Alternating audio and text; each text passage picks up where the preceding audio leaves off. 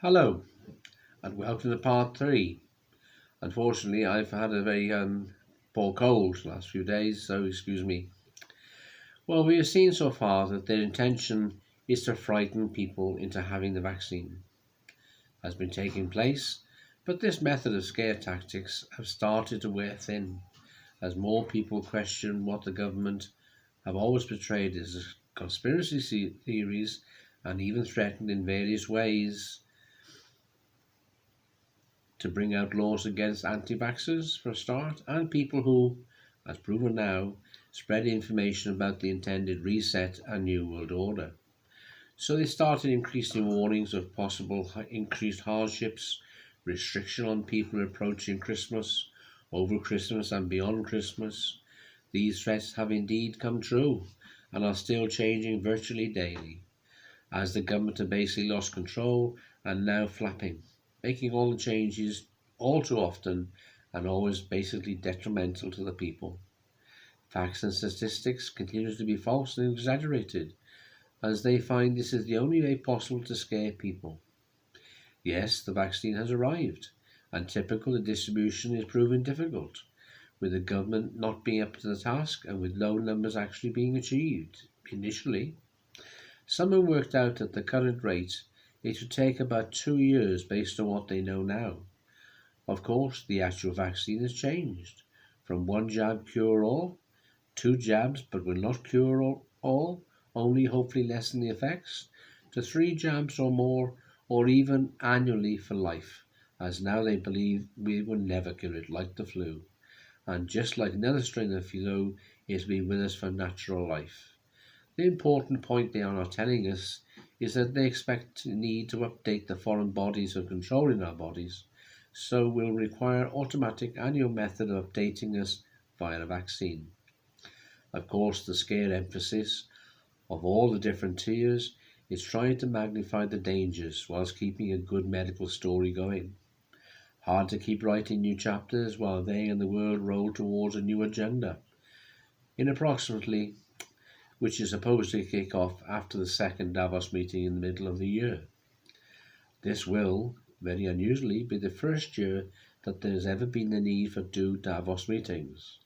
These annual meetings were where world leaders and their finance counterparts meet for a week to discuss world important things. It is noticeable that apparently the titles of world leaders have now been dropped and these people will now be known as politicians. Seems like a downgrade to me as part of the New World Order assuming more control. The second meeting will definitely be the signal of a very important change of a new phase. Things like financial reset with digital banking, etc. Notice how the problems have been magnified before Christmas to grossly reduce ATMs and bank access as the world forcibly, on us, moves towards a cashless society, probably. Sounds like possibly this is the way, maybe the right way to go, but in reality is a very sinister further control measure that will come into force for the whole world. If one reads about 2021 and 2030, as they are key dates and issues in this agenda, both of which have separate agendas as part of the overall aim. If you casually read these lists, they all sound and seem mostly fine and for the good, but all is not well. Ever seemingly fair point is far deeper implications and often to the detrimental of normal and wealthy people. They suggest a worldwide basic pay packet, the same rate for nearly all, irrespective at the end of your role or status. They will decide the same living standard, requirements around the world, and of course use one currency. There will be no cash, so you will need no money. You won't be able to buy anything. What you want or need will be allocated and issued to you. The state, whatever, will issue you a value of money which is on a chip in your body. All other part of the vaccine control. Everything you purchase, etc., will be automatically deducted from your computerized balance on your body.